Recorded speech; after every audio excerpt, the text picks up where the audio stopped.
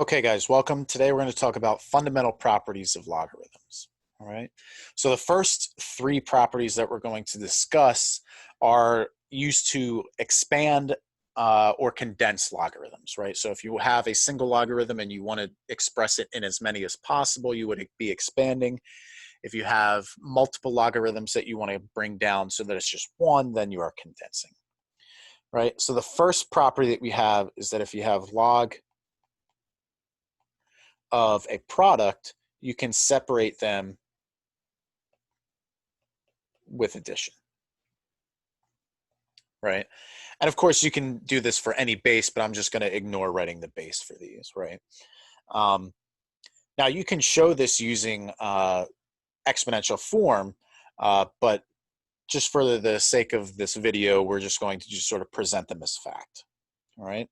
The next property is similar, and it says that if we have the quotient of two logs, then this is log of x minus log of y, right? And then, of course, the third one says that if we have log of something to a power, then you can bring that power out front. All right, so those are some nice properties of logs that we can use. All right, now in the first example, we want to fully expand each of these logarithms. So in part A, we have log of 225 times 478. Okay, now we can think of this, since these are two things being multiplied together, that this is log of 225 plus log of 478. Now, if we really wanted to, we could break this down even further, because, for example, 225, we could write as log of 5 times 45, right? So let's go ahead and we'll keep breaking these down as much as we can, right? So 478, I could divide by 2, I believe. So 478 by 2 would give me a 239.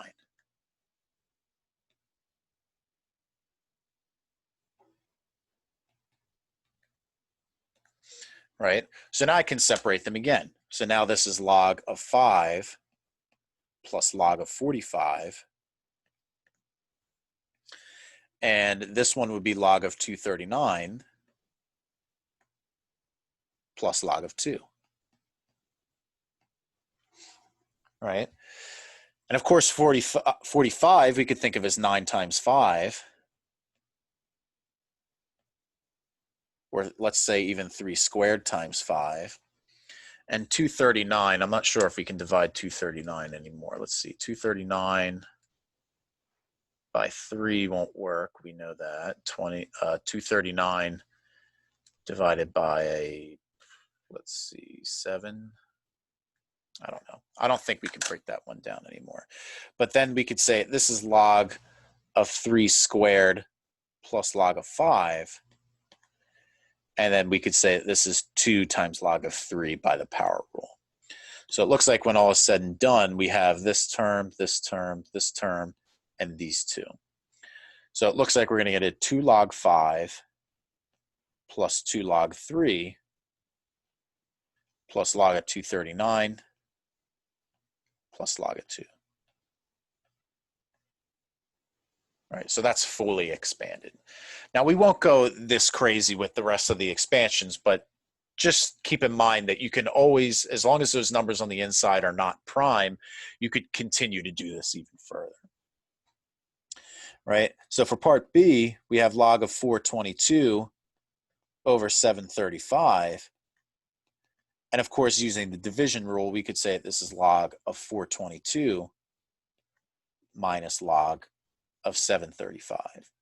Now, again, we could keep going with this, but for time's sake, I just want to showcase sort of the different rules. And of course, you could break 422 down into 2 times 211, and you could break 735 down to 5 times something, but we're not going to do that, right? Okay, so let's look at part C. In part C, we have log base 2 of 2 to the 5th. So here I can bring that 5 out front. I can bring this out so that it's 5 times log base 2 of 2. But what's log base 2 of 2? It's just 1. So we get 5 times 1, which is just 5. Since this is equal to 1. Okay, and then part D, we have log of x times y times z. So we know that we can separate these with addition. This is log of x plus log of y plus log of z. And then for part E, we have a log of x times y over z. So we get a log of x plus log of y, and then since z is in the bottom, that's minus log of z. All right, so those are using some of those log properties. Okay, so let's do a couple more of those. So in part A, we have log of xy squared. So again, now we have two options here. We could worry about that 2 on the y, or you could worry about the multiplication first. Now it's going to depend on of course, what's the 2 attached to. Well, since the 2 is only attached to the y, I need to separate them with the multiplication rule first. So this is log of x plus log y squared. So now I can bring that 2 out front, but only on the second term. So this is log of x plus 2 log of y. Right, and then part B, we have log of x squared y to the 3 over 2 all over, I should do it this way, z plus 1 to the 5th. Right, so it looks like first we need to handle the division, right, because we have something on top and something on the bottom. So let's just say this is log of x squared times y to the 3 over 2 minus log of z plus 1 to the 5th. Well, now in this first term, we can separate them with addition. We have log of x squared plus log y to the 3/2. And I can bring that 5 out front because it's attached to both the z and the plus 1. So this is 5 log of z plus 1. Right, and now I just need to bring these powers out front, and I get a 2 log of x plus a 3/2 log of y. And then I can't do anything else with the 5 log of z plus 1, so let's just bring it down. All right, so that's our answer there. Okay, so now, I guess this should say, not right, but it should also say expands. We're going to do, I think, one more expanding one. Okay, so it looks like we have a log of x minus 1 to the negative 2 times a y plus 2 to the 3rd, and this is all over square root of x. Well, first, let's handle the division rule. So this is log of x minus 1 to the negative 2 plus log of y plus 2 to the 3rd, and then minus a log square root of x. Well, the negative 2 can come out front. So this is negative 2 log of x minus 1. And just note that we could have started with this negative 2 and moved it down here and made it a positive 2, but since it's in the denominator, it would have been subtracting anyway, right? So you just sort of have equivalent things happening there. Then in the next term, we can bring the 3 out front. And then, of course, the trick for this one is that we know that the square root of x is x to the 1/2, so bring a 1/2 out front.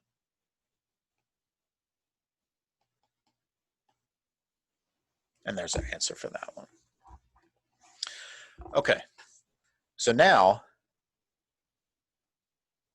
we want to expand in order to get what 7.5 is, right?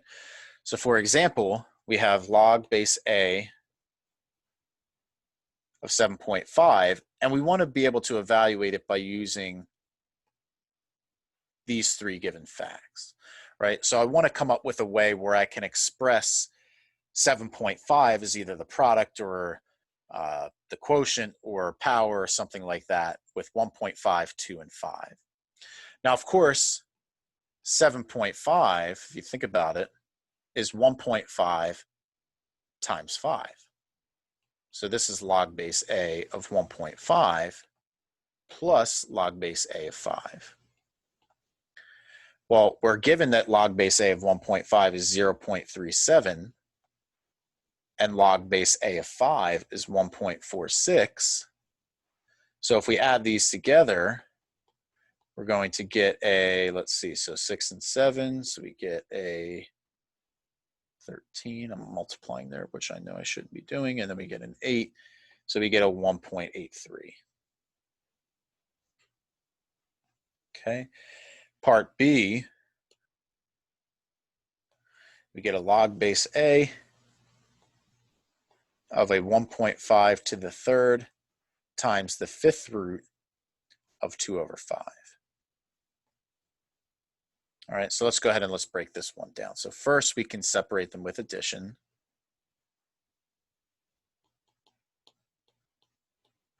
Plus log base A of the fifth root of 2 over 5. So now the first one, we can pull the 3 out front. And if I think of fifth root as 1/5, let's pull 1/5 out. And I have a log base A of 2 over 5. So now the last thing that we need to do before we plug in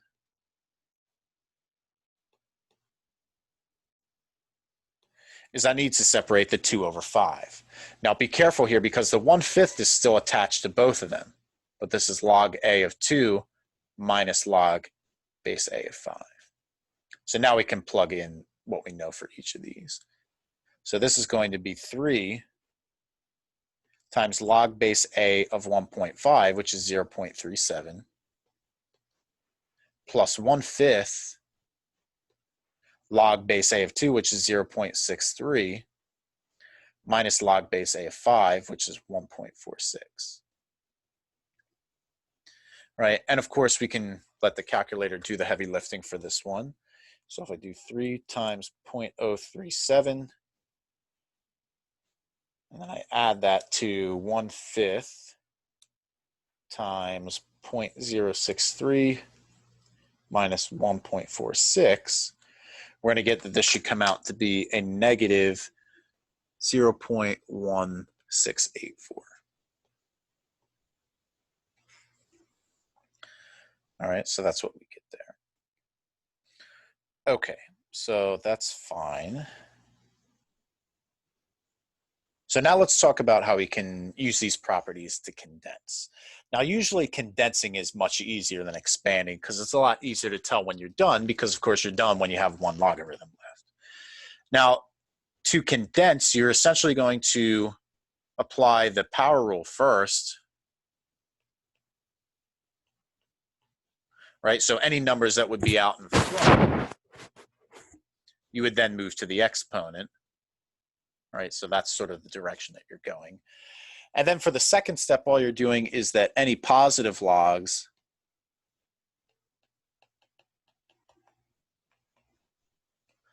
become terms in the numerator.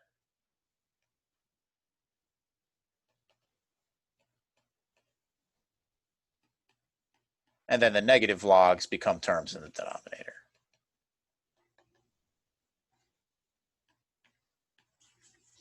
Right? So let's go ahead and let's look at an example. So in this one, let's apply the power rule first. So let's move the 2 to the exponent of the x and the 3 to the exponent of the x plus 1. And then, of course, we know that if this is a square root, this is really like a 1/2. But since it's not out front, we don't need to worry about it. So it's log base A. And I can just even keep it as square root of x minus 1. So now since these two have positives out front, that's going to appear in our numerator. So this is all going to be one big log of A with those positive terms, x squared and square root of x minus 1 in the top. And since this is negative, that's going to be in the bottom. So we're going to get an x plus 1 to the third in the bottom. All right, so that's our single logarithm there. Okay, so this is much easier to condense. We only really need to do one example of that. Now, the last property that we're going to discuss in this video is the change of base formula.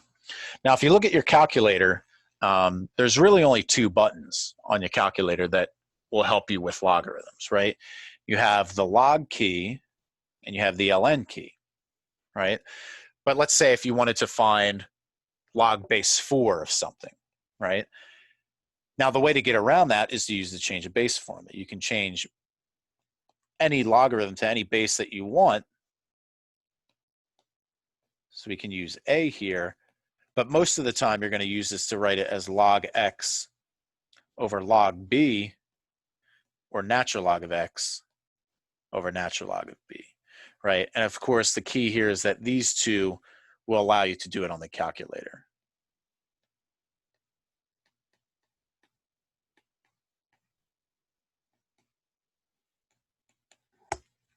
Right? So that's sort of the key here. So for example, if you have that you want to find log base 3 of 27, we could use the change of base formula to write this as log of 27 over log of 3. Right? And of course, it sort of makes sense because the 27 is on top of the 3 over here anyway. Right? But then we just plug in these values. We have a 1.4314 for log of 27 and a 0.4771 for log base 3. Or sorry, log of 3. Right? So then if we punch this into the calculator, if I do a log 27 divided by log of 3, and this might come out a little different than what's there because I'm using the exact answers here. But you'll find that it's approximately 3, right? Because log base 3 of 27 should be 3, right? Okay, so that concludes this video on logarithmic properties. I hope you enjoyed, and I will see you next time.